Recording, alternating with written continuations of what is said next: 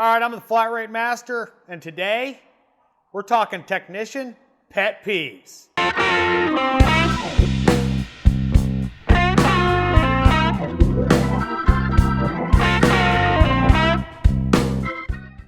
All right, I'm going to speak for me, but we're going to talk about what customers do to their cars before they bring it to us. Number one for me, no gas.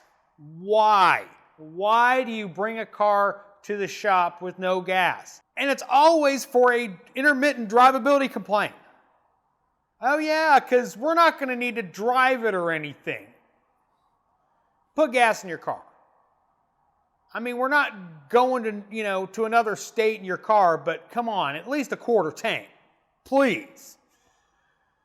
All right, next one, gross interiors. Now we're talking plates of food, homeless people like living in there. I mean, what prompted this video is we literally have a car outside that my boss goes, I'm pretty sure they're living in that car.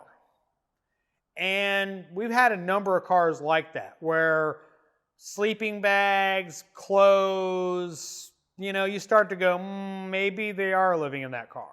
Food, nasty, half-eaten burgers and rotten bottles of milk and all sorts of junk. It's like, ew, clean your car out. I mean, I'd be embarrassed to drop my car off to somebody with that kind of stuff in it. I don't understand why people would do that. I'd have to at least go swing by the gas station and unload the garbage out of my car before I brought it in. All right, next one is hoarders. Now, I've had a few encounters with car hoarders. Now, what this means is they got their car slap full of something. Like we had one car at a shop I used to work at.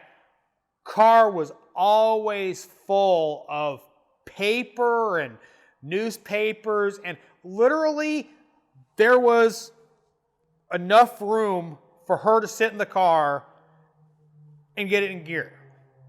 Literally a wall here to the window. It was like ridiculous. I had one customer, I had to straight up tell her, I can't get to the fuse box because it was on the passenger side floorboard by the console. You're going to have to take it home and clean it out. I can't, spend 4 hours cleaning your car out. On that note, junk in the trunk. You get a customer come in for a rotate, their wheel lock is in the trunk and they've got 400 pounds of brochures in the trunk, etc., etc., etc. And we'll segue back into this one, but it's like, why are you carrying this? Next one, you guys have already heard, but it's wheel locks. You know how much I hate wheel locks, but I had to put it on the list. Because if I didn't, somebody wouldn't have seen this video and would have said wheel locks. All right, ashtray from heck. You know what I'm talking about. And I'm a cigar smoker and I smoke in my truck.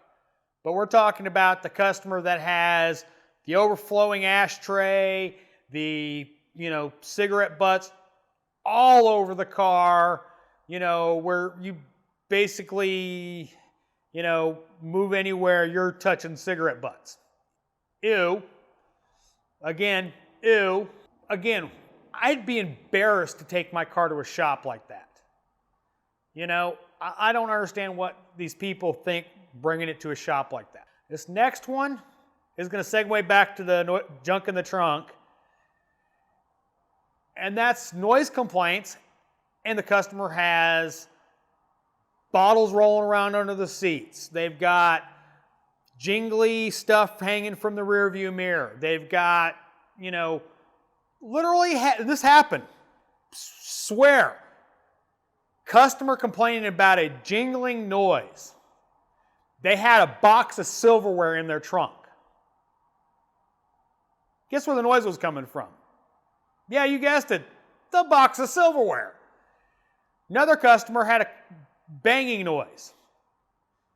And again, true story. Test drive the car, sure enough, banging noise. Loud, hard, banging noise. Pop the trunk. There's a bowling ball rolling around in their trunk. No lie. A bowling ball. Had another customer complain about noise coming from the rear end. He had a big screen TV in his trunk. That would go bling, bling, ding, ding. It's like, why would you take it to a shop if you've got a trunk full of junk? Literally. You know, those are extremes, but still, I mean, they're complaining about a noise, and you've got 2 coffee cups in the back seat that jingle together while I'm listening for a noise that I've got to go retrieve those 2 cups so I can actually hear the noise you're actually complaining about. It's like, why don't you just clean up your car before you bring it in for especially a noise complaint? You know, I guess, you know, like that one commercial where people go nose blind to smells. I guess they go tone deaf to certain noises they're used to hearing, you know, but that new one, that's special. Great example. I had a customer that came in for a noise complaint.